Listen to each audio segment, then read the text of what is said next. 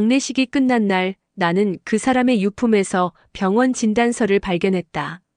진단 날짜는 3년 전이었다. 딱 거기까지 읽고 나는 손을 떨었다. 종이 한 장이 이렇게 무거울 수 있다는 걸 나는 그날 처음 알았다. 그 사람은 내 남편이었다. 30년을 함께 살아온 사람. 그의 하루가 내 하루였고 그의 감정이 곧 나의 기분이었다. 하지만 마지막 3년. 그의 눈빛이 달라졌다. 웃음이 사라졌고 밤늦게까지 혼자 베란다에 서 있던 뒷모습이 이젠 눈을 감아도 선명하다.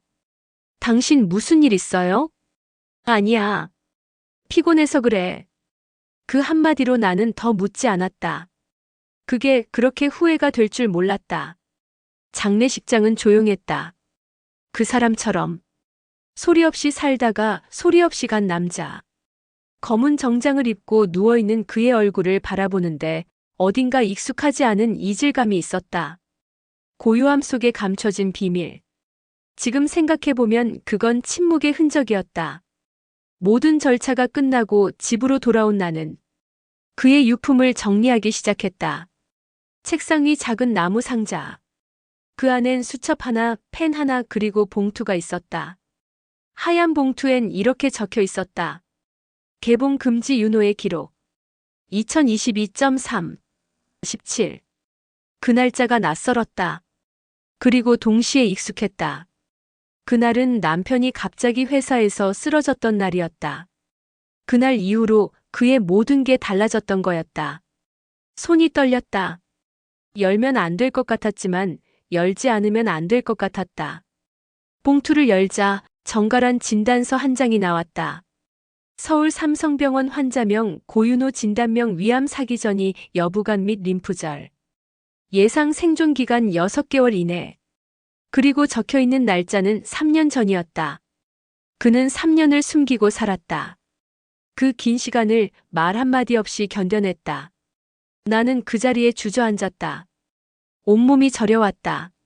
숨이 막혔다. 도대체 왜? 왜 나한테 말하지 않았을까? 왜 혼자 그걸 감당했을까? 윤호야 왜 그랬어? 왜 말 안 했어? 숨소리도 들리지 않는 방 안에서 나는 진단서를 끌어안고 울었다. 하지만 그건 시작에 불과했다. 그의 서랍 아래엔 또 다른 봉투 하나가 있었다. 윤호의 기록 2번째 이야기라고 적힌 작은 메모와 함께 거기엔 한 장의 사진과 녹음 파일이 담긴 USB가 들어있었다. 나는 알 수 있었다. 이건 단순한 병의 기록이 아니라 그 사람의 고백이자 유언이라는 것을. USB를 꽂자 남편의 목소리가 들렸다. 그는 이미 내게 마지막 인사를 하고 있었던 것이다. 그날 밤 나는 혼자였다. 거실 불은 꺼져 있었고 작은 스탠드 불빛 아래 그 USB 하나만이 모든 진실을 품고 있는 듯 보였다. 주저하며 노트북에 꽂은 USB. YUNHO-LAST라는 이름의 폴더가 눈에 들어왔다.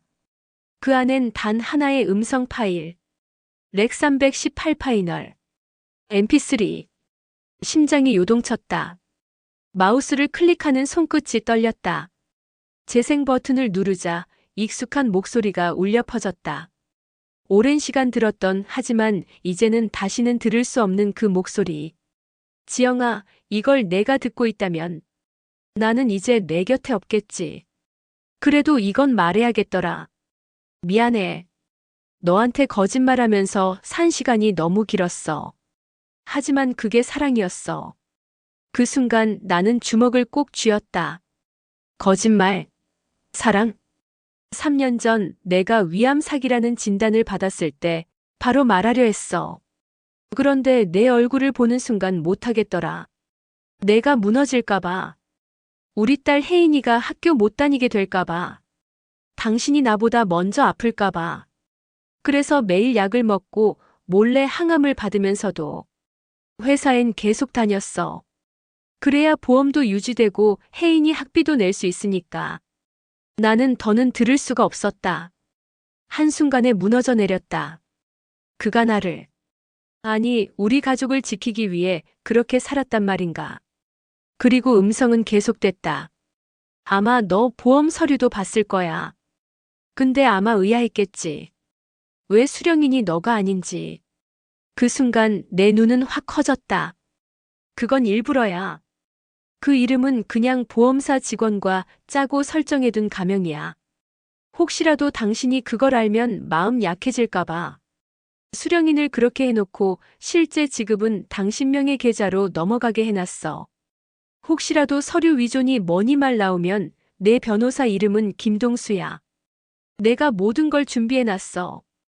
지영아, 나 정말 행복했어.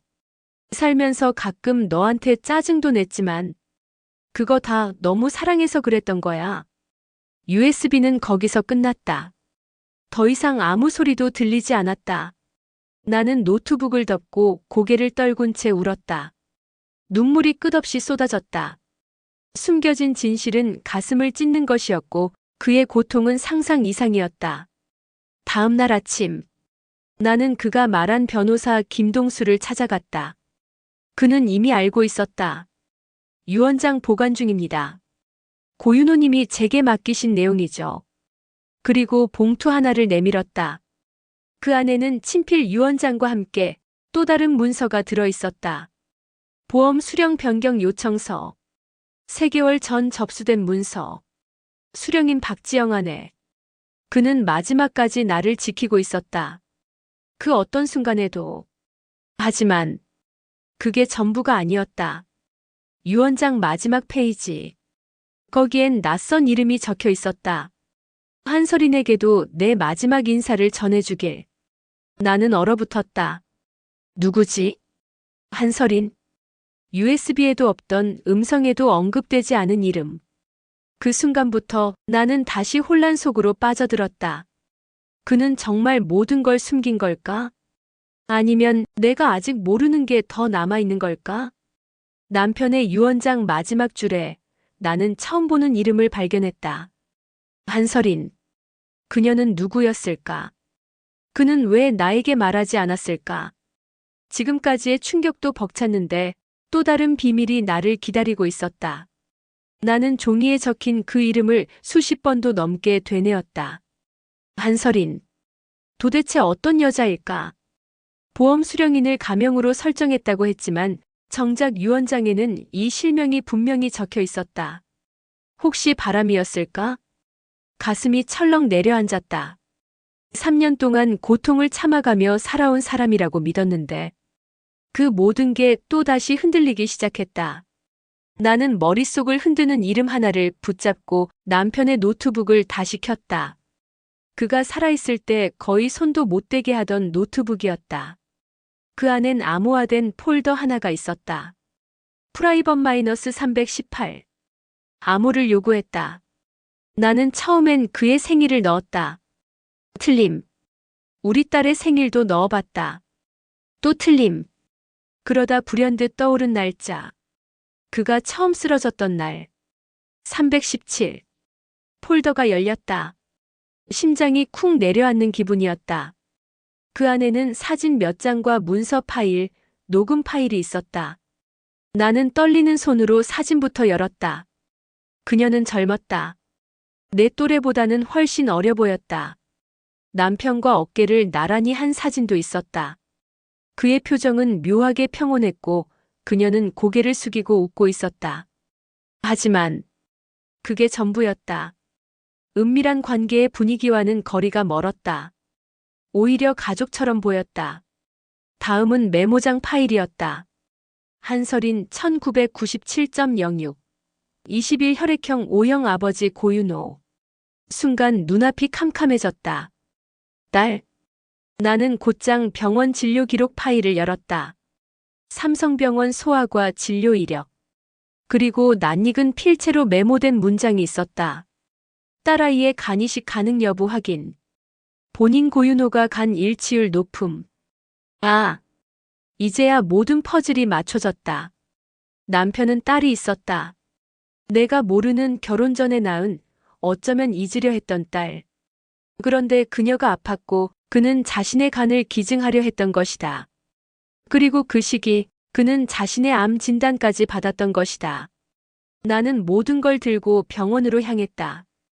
사실을 확인하고 싶었다. 간호사는 조심스럽게 답했다. 3년 전쯤 한설인 환자분이 간이식을 기다리고 계셨어요.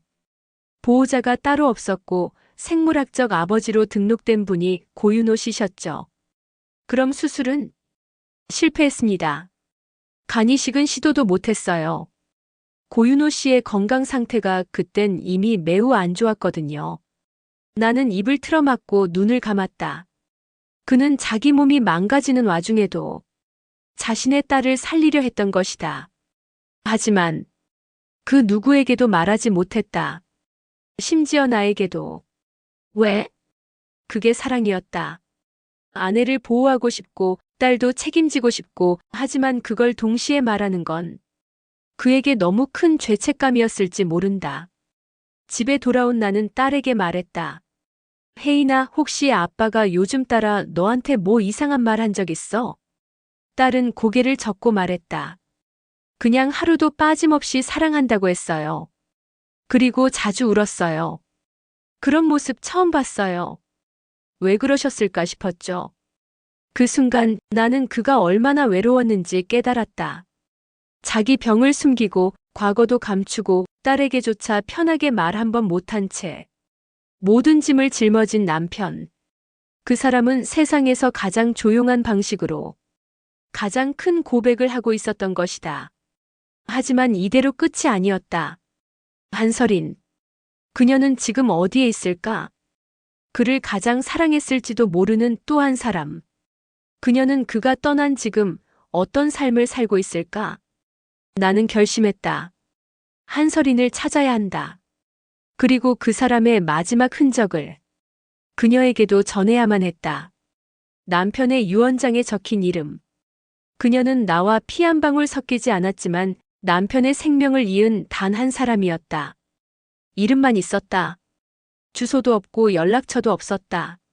하지만 남편이 그렇게까지 언급할 정도라면 그녀는 지금도 어딘가 살아있을 것이다.